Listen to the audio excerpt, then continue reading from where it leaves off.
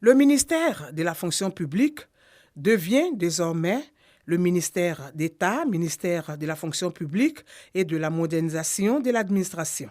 Une nouvelle dénomination qui s'accompagne d'une vision. La rentrée solennelle effectuée vise à décliner les grandes orientations. Le renforcement de la gouvernance avec comme option forte la gestion axée sur le résultat. L'accélération des processus de mise en place des répertoires des emplois et des compétences, REC, et les documents de profilage et de codification des postes.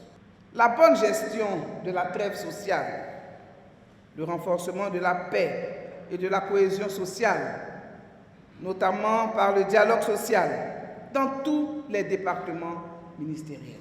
Une fonction publique au service des populations. Les chefs d'antenne de la fonction publique, au nombre de 33, reçoivent leur feuille de route et quittent d'installation pour être plus efficaces sur le terrain. Ils ont pour rôle de faciliter la mise en œuvre soutenue du plan national de formation des fonctionnaires et agents de l'État dans les régions en assurant la formation d'un plus grand nombre de fonctionnaires, de maintenir les fonctionnaires dans leur zone de service et de réduire les dépenses inhérentes à l'organisation des programmes de formation. Nous allons faire la proximité avec les fonctionnaires. C'est-à-dire nous allons aller dans les régions pour montrer aux fonctionnaires et agents de l'État l'importance de la formation dans leur carrière.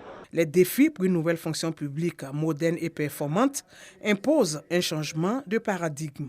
Les challenges et défis du ministère d'État, ministère de la fonction publique et de la modernisation de l'administration, sont énormes.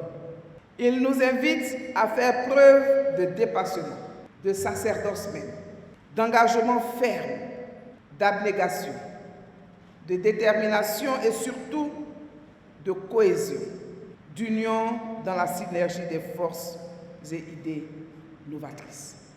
Pour joindre l'acte à la parole, des moyens de mobilité ont été remis aux directeurs régionaux de la fonction publique et au président du conseil de discipline.